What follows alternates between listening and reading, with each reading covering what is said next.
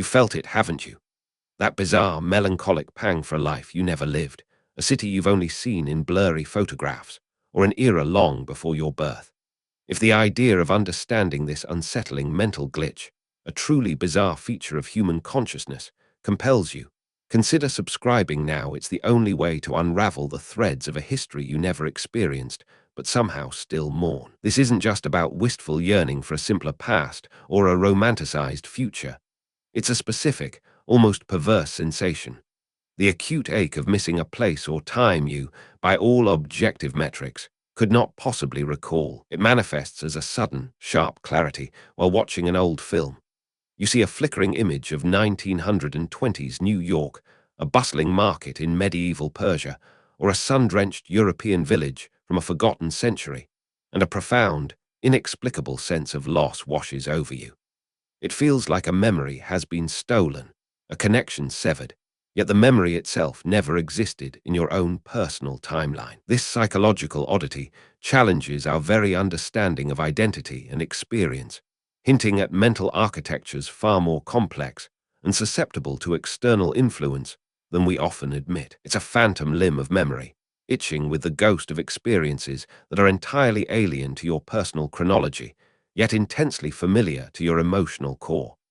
The sensation is often accompanied by a fleeting, almost delusional conviction that this should be familiar, that some vital part of your being belongs to this non-existent past or unseen locale.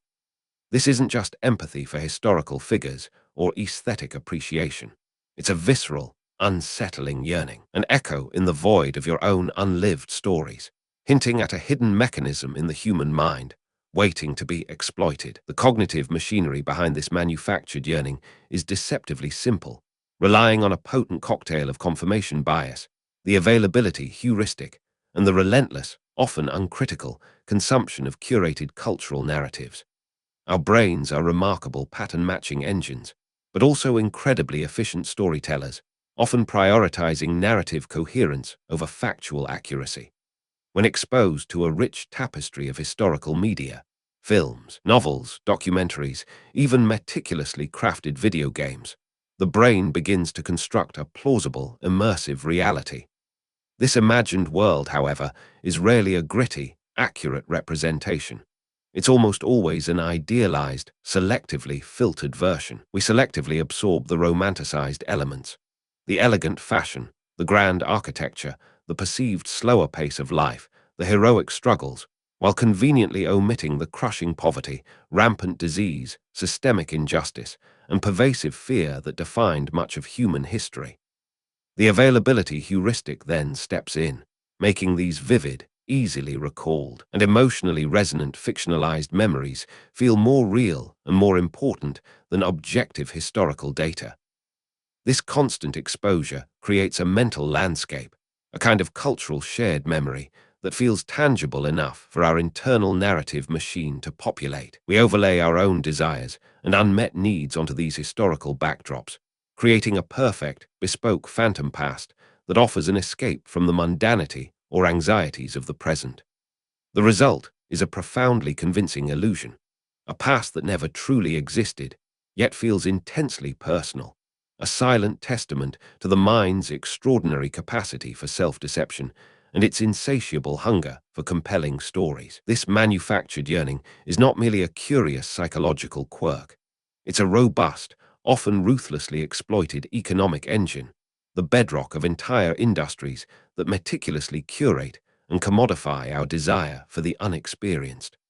The global tourism sector, for instance, thrives on selling romanticized visions of distant lands and bygone eras, meticulously erasing the contemporary grit and replacing it with Instagram-ready authenticity that caters directly to this phantom nostalgia.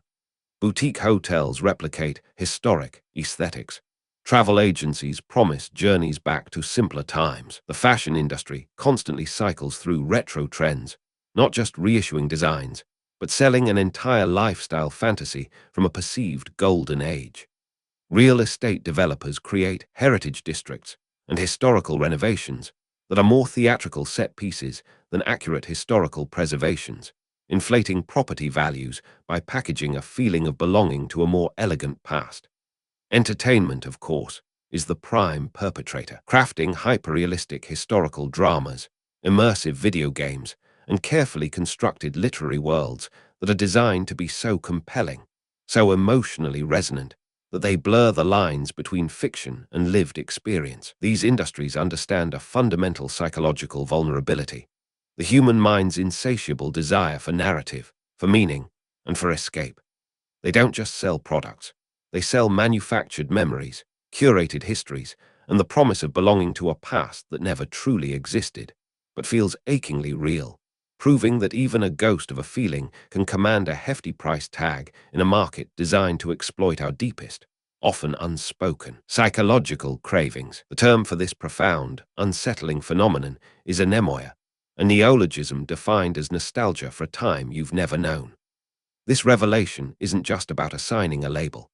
It's about acknowledging a shared, intricate human experience that transcends individual recollection. While seemingly a modern linguistic invention, the sentiment itself echoes through history, manifesting in various cultural forms long before digital media amplified its reach. Consider the ancient Greek concept of a golden age, a mythical past of innocence and plenty, lamented by poets like Hesiod, who saw their own era as one of decline, or the medieval longing for a lost Eden, a perfect state of existence preceding the fall. These weren't memories, but deeply ingrained cultural narratives, almost a collective yearning for a state of being that was fundamentally unattainable. Anemoia, then, taps into something deeper than mere cognitive bias. It suggests a fundamental human psychological architecture wired for both aspiration and melancholy.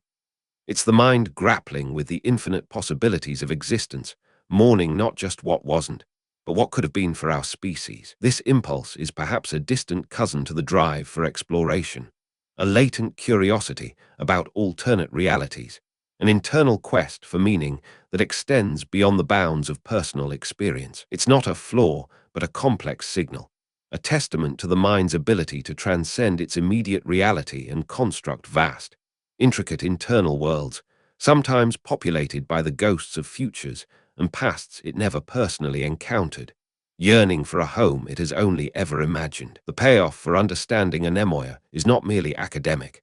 It's a profound, liberating insight into the human condition itself. The feeling of missing a place you've never been isn't a sign of delusion or a trivial emotional indulgence.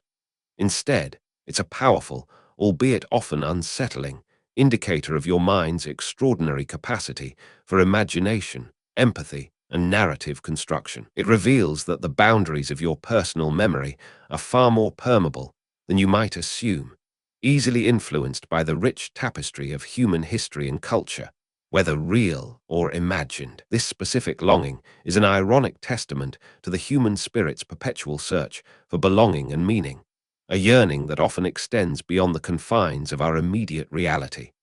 You miss those phantom places not because you've truly lost them, but because your mind has so vividly constructed them, filling in the gaps with your own desires and aspirations, that they feel real. The motivational layer here is a cognitive reframing. Rather than succumbing to the melancholy of anemoia, recognize it as a vibrant expression of your inner world, a signal of what your deeper self truly values. Perhaps community, beauty, a sense of purpose, or simply the thrill of discovery. It's a mind hack, realizing that the pain of missing a place you've never been is actually an acute awareness of an imagined ideal, a blueprint for the experiences and values you should actively seek to create in your actual life, right here, right now, rather than perpetually chasing the ghosts of a history that was never yours to begin with.